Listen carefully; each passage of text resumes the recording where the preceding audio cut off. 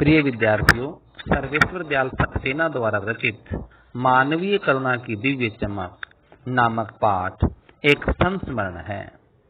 जो मानवीय करुणा की दिव्य चमक है, ये एक संस्मरण है, सच्ची घटना। फादर कामिल बुल्के पर, जो कहाँ के थे? बेल्जियम देश के रेम्स चैपल शहर के थे। तो हमारा पहला हेडिंग है फादर का स्नेहमय व्यक्तित्व। बहुत ही अच्छा आदमी था, लेकिन दुख की बात है कि फादर बुल्के की मृत्यु है वो गैंग्रीन से हुई। गैंग्रीन होता है एक असाध्य फोड़ा, जहरीला फोड़ा। वे जीवन भर लोगों की स्नेह और मिठास बांटते रहे, फिर भी उन्हें गैंग्रीन क्यों हुआ? हम किस ईश्वर से पूछें? बुढ़ापे में उन्हें ऐसा दुख क्यों मिला? वे सदा साधुओं जैसा सफेद लंबा चोगा पहनते थे, लंबा कुर्ता। उनकी बाहें और आंखें सदा गले लगाने को आतुर होती थी।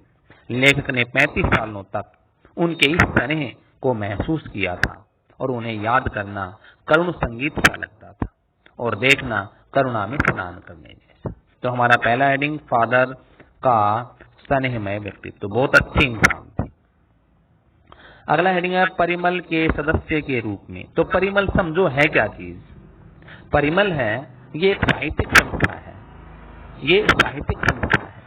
तो फादर से बात करने पर मन में कर्म करने का संकल्प जागता था। जिन दिनों लेखक इलाहाबाद में था, फादर भी परिमल नामक संस्था के सदस्य थे। वे उस पारिवारिक स्नेह में बड़े सदस्य के रूप में मौजूद थे।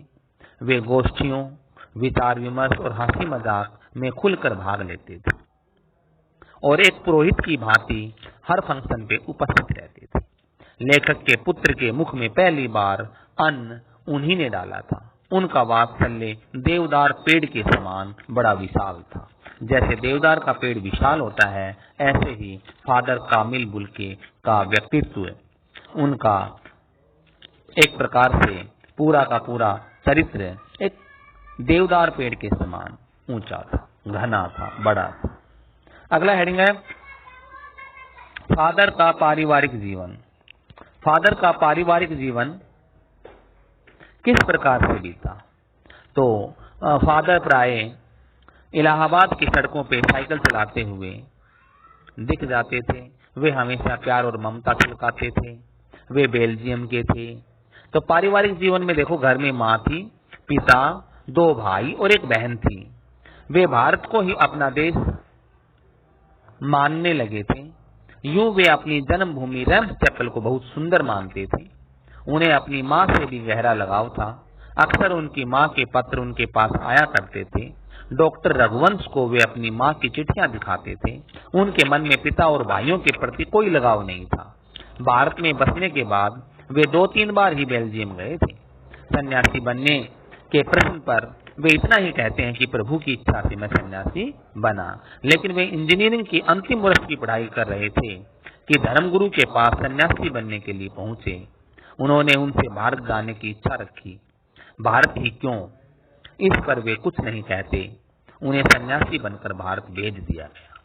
तो फादर बुल्के का पारिवारिक जीवन, माँ के बारे में, भाइयों के बारे में और बहन के बारे में बताया। फादर बुल्के भारत में। फादर बुल्के भारत में, तो फादर बुल्के ने पहले 2 साल जीसेट संघ में पादरियों के धर्माचार की पढ़ाई की। फिर 9-10 वर्ष दार्जिलिंग में पढ़े। उन्होंने कलकत्ता से बीए की, इलाहाबाद से एमए हिंदी किया। उन्होंने इलाहाबाद के डॉक्टर धीरेन्द्र वर्मा के निर्देशन में राम कथा, उत्पत्ति और विकास विषय पर शोध प्रबंध किया। उन्होंने ब्लू बर्ड नामक नाटक का रूपांतर नील पंछी भी किया। इसके बाद वे रांची के सेंट जेवियर्स कॉलेज में हिंदी और संस्कृत विभाग के अध्यक्ष बने। यहीं उन्होंने प्रसिद्ध अंग्रेजी हिंदी शब्दकोश तैयार किया, बाइबल का हिंदी में अनुवाद किया। 73 वर्ष की आयु में उनका देहांत हो गया। वे 47 साल भारत में रहे और 73 वर्ष की जिंदगी जीकर चले गए। तो बेटा मेन बातें ये है फादर बुल्के भारत में, तो हिंदी भाषा के प्रति, भारत के प्रति उन्होंने क्या किया वो इस पैरे में था। अपनत्व भरा व्यक्तित्व, जो पर्सनैलिटी है, अपनापन है, वो ज्यादा भरी हुई थी और अपनापन भरा व्यक्तित्व। फादर बुल्के सन्यासी जरूर थे, लेकिन जिनसे रिश्ता बना लेते थे तोड़ते नहीं थे। 10 साल बाद मिलने पर भी उनकी गंध महसूस होती थी। वे दिल्ली आने पर लेखक से अवश्य मिलते थे, बिना मिले नहीं जाते थे। वे हिंदी को राष्ट्रभाषा के रूप में देखना चाहते थे, इसलिए वे मंचों पर एकाट्य तरफ देते। वे हिंदी वालों द्वारा हिंदी की उपेक्षा करने पर बहुत गुस्सा करते थे। फादर बुल्के हर दुख के साथ खड़े होते थे। उनके मुख से निकले सांत्वना के शब्द मन में गहरी शांति प्रदान करते थे। लेखक को अपनी पत्नी और पुत्र की मृत्यु याद है। तो ये था अपनत्व भरा व्यक्तित्व था उनका। और हमारा अंतिम है फादर की मृत्यु और अंतिम संस्कार। तो लेखक ने फादर को अंतिम बार देखा तो वे ताबूत में थे, क्योंकि ईसाई धर्म में ताबूत में और जमीन में दफनाया जाता है। उनके चेहरे पर बिखरी शांति स्थिर हो गई थी, रुक गई थी। 18 अगस्त 1982 को सुबह 10 बजे उनके शव को दिल्ली के कश्मीरी गेट से निकलसन कब्रगाह में उतारा गया, दिल्ली में कश्मीरी गेट के पास। कुछ पादरी थे, डॉक्टर रघुवंश का बेटा था, उनके परिजन थे। उन्हें धरती की गोद में सुलाने के लिए ले चले। जैनेंद्र, विजेंद्र स्नातक, अजीत कुमार, निर्मला जैन, मसीही समुदाय के लोग, पादरी, डॉक्टर सत्यप्रकाश, डॉक्टर रघुवंश भी मौन उदासी से घिरे खड़े थे। मसीही विधि से अंतिम संस्कार शुरू हुआ। रांची के फादर पास्कल टोयना ने उन्हें श्रद्धांजलि अर्पित करते हुए कहा, फादर बुल्के धरती में जा रहे हैं, इस धरती में ऐसे रत्न और पैदा हों। डॉक्टर सत्यप्रकाश ने भी उन्हें नमन किया। देह कब्र में उतार दी गई। वहां उपस्थित सब लोग रो पड़े। फादर बुल्के फल फूल भरे छायादार पेड़ की भांति थे। उनका व्यक्तित्व दिव्य करुणा की चमक से लहलहाता था। आज भी उनकी याद यज्ञ की पवित्र आग की तरह महसूस होती है। फादर बुल्के ने एक बात कही थी, पता नहीं मैं इस देश से जाऊंगा, यानी मैं मरूंगा, मेरी मृत्यु पर लोग रोएंगे कि नहीं रोए। हमने इस चैप्टर में ये देखा कि इतने लोग रोए कि उनको गिनना भी मुश्किल था। तो इस प्रकार से ये चैप्टर और अब इसके प्रश्न है। पहला है, फादर के ऊपर देवदार की छाया जैसी क्यों लगती थी? देवदार की पेड़ से तुलना क्यों की? क्योंकि वे दूसरों के लिए सारी पॉजिटिव बातें, दूसरों के लिए वात्सल्य तैरता था, मानवीय गुणों से भरे हुए थे। उनके मन में सभी के लिए कल्याण की भावना थी, जिससे एक बार रिश्ता बनाते थे तोड़ते नहीं थे, सभी को गले लगाते थे। उत्सवों में पुरोहित की भांति आशीर्वादों से लोगों को भर देते थे। और इन्हीं कारणों को देख के लगता है फादर की उपस्थिति देवदार की छाया जैसी लगती थी। देवदार से तुलना इसलिए किया है कि पहाड़ी क्षेत्र में ये बहुत बड़ा, ऊंचा और मूल्यवान, बहुत ही कीमती पेड़ होता है, इसलिए उससे तुलना। फादर बुल्के भारतीय संस्कृति के अभिन्न अंग है। दूसरा प्रश्न है, अभिन्न अंग है किस आधार पे कहा गया? तो वे भारत से ज्यादा प्रेम था, भारत को कर्म भूमि बनाया। भारतीय संस्कृति और हिंदी भाषा बहुत अच्छी हो चुकी थी, भारतीयों से भी प्रिय थी, हिंदी को राष्ट्रभाषा के रूप में देखना चाहते थे, बहुत ज्यादा लगाव था। इसी कारण उन्हें भारतीय संस्कृति का अभिन्न अंग कहा गया है। अगला, पाठ में आए उन प्रसंगों का उल्लेख करें जिनसे फादर बुल्के का हिंदी प्रेम प्रकट होता है। सबसे इंपॉर्टेंट प्रश्न, हिंदी के बारे में कौन कौन सी बातें की? तो देखो, हिंदी से प्रेम कैसे प्रकट हुआ? हिंदी में एमए किया, हिंदी को राष्ट्रभाषा के रूप में देखना चाहते थे, अंग्रेजी हिंदी शब्दकोश तैयार किया, बाइबल का हिंदी में अनुवाद किया, परिमल ये भी तो हिंदी की साहित्यिक संस्था थी, इसकी सदस्यता निभाई, राम कथा उत्पत्ति और विकास के शोध प्रबंध पीएचडी की। हिंदी वालों द्वारा हिंदी की उपेक्षा करने पे उन्हें बड़ा दुख होता था। तो हिंदी के ऊपर हमें 4 या 5 पॉइंट बताने हैं। अगला है, इस पाठ के आधार पे फादर कामिल बुल्के की जो छवि उभरती है उसका कैरेक्टर बताना है, चरित्र, उसका शरीर किस प्रकार का था। फादर बुल्के एक ईसाई पादरी थे, ईसाई धर्म के, इसलिए हमेशा एक सफेद चोगा, घुटनों तक का कुर्ता धारण करते थे।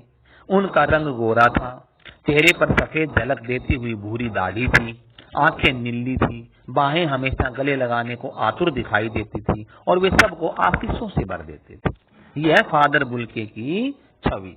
किस प्रकार का शरीर था, कैसे कैसे वात्सल्य की भावना भरी पड़ी थी। लेखक ने फादर बुल्के को मानवीय करुणा की दिव्य चमक क्यों कहा है? तो ये पहले वाला ही प्रश्न है देवदार की छाया से क्यों तुलना की है? तो वो मानवीय करुणा में वही बढ़िया बढ़िया प्यार भरी बातें, अच्छी बातें, पॉजिटिव बातें। फादर बुल्के करुणा से भरे शांत स्वभाव के व्यक्ति थे। सबके प्रति प्रेम था, वात्सल्य था, सबके सुख दुख में पुरोहित बन करके शामिल होते थे। सन्यासी होने पर भी वे सबसे पारिवारिक घनिष्ठ संबंध बनाते थे, किसी को भूलते नहीं थे। वे सबके न होकर भी सबके थे। अगला प्रश्न है, फादर बुल्के ने सन्यासी की परंपरागत छवि से एक अलग छवि प्रस्तुत की है। कैसे? जो मेन साधु है ना, उनसे एक अलग छवि कैसे है?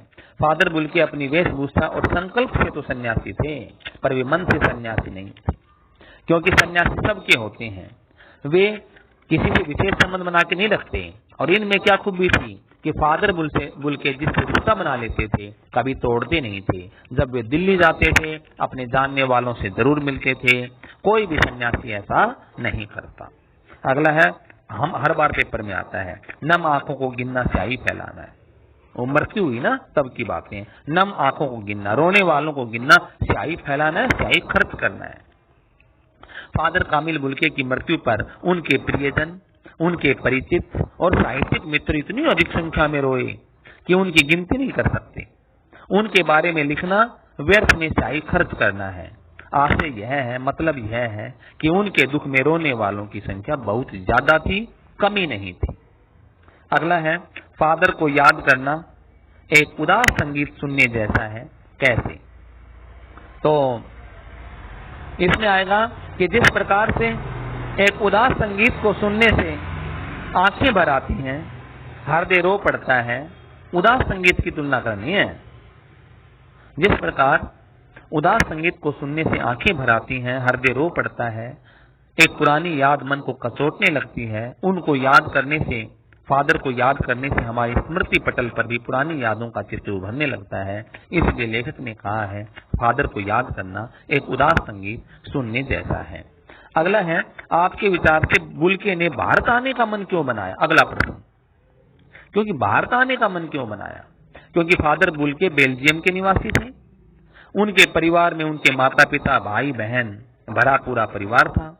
उसके बावजूद भी सन्यासी होने की इच्छा जगी। उन्होंने भारतीय संस्कृति और सभ्यता के बारे में पढ़ा। उसे पढ़ के उनके मन में विचार आया होगा कि मैं भारत जाकर सन्यासी बनूं। वे भारतीय संस्कृति के बारे में और भी जानना चाहते होंगे, इसलिए उन्होंने भारत आने को मन बनाया। भारत धर्म गुरुओं की भी भूमि रही है। भारत की संस्कृति विश्व में सबसे महान है, इसलिए। अगला है, बहुत ही सुंदर है मेरी जन्मभूमि रेम्स चैपल। इस पंक्ति में फादर बुल्के को अपनी जन्मभूमि की भावनाएं प्रकट होती हैं। आप अपनी जन्मभूमि के बारे में भी क्या सोचते हैं? बहुत सुंदर है मेरी जन्मभूमि रेम्स चैपल। उनके इस कथन से अपनी जन्मभूमि के प्रति अगाध श्रद्धा उजागर होती है, जिसका कारण अपने जीवन का अधिकांश समय भारत में बिताने के बाद वे उसे भूल नहीं पाए। उनके मन में वही भाव थे जो हमें अपने देश, अपनी जन्मभूमि से प्यार करने वालों में होते हैं। मेरे मन में भी अपने देश के प्रति पूरी श्रद्धा और आदर सम्मान की भावना है। कभी भी ऐसा कार्य मैं नहीं करूंगा जिससे मेरे देश और मेरी जन्मभूमि अपमानित हो। अंतिम प्रश्न, फादर बुल्के ने अपनी माँ और परिवार के बारे में क्या बताया? सबसे इंपॉर्टेंट, माँ के बारे में, परिवार के बारे में। फादर बुल्के ने अपने परिवार के बारे में बताया कि उसके परिवार में उसके माता पिता, 2 भाई और बहन है। पिता और भाइयों के प्रति लगाव कम है। उनके पिता तो व्यवसायी हैं, व्यवसाय करने वाले। एक भाई पादरी है, पादरी का मतलब चर्च के अंदर जो पुजारी, और दूसरा भाई काम करता है। एक बहन है जो बड़ी जिद्दी है, उसने बहुत देर से शादी की थी। उन्हें अपने परिवार के लोगों में से अपनी माँ की याद ज्यादा आती है, एक वही जो उसे पत्र लिखती थी। ये उसने परिवार के बारे में बताया। धन्यवाद।